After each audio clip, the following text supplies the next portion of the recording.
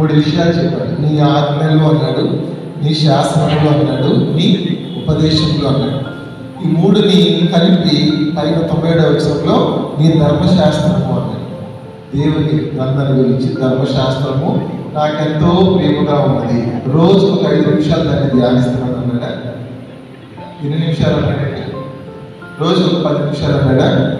దినమెల్లా నేను దాన్ని ఇందాక కూడా మన వాక్యంలో విన్నాం కదా, దేవుని వాక్యానికి ఇవ్వవలసిన సమయము చాలా ప్రాముఖ్యం. ఇస్తే ఏమవుతుంది బ్రదర్ అంటే ఇక్కడ రాస్తున్నాడు కదా, నీ ఆజ్ఞలు నాకు తోడుగా ఉన్నాయి, నా శత్రువులకు ఇచ్చిన జ్ఞానం.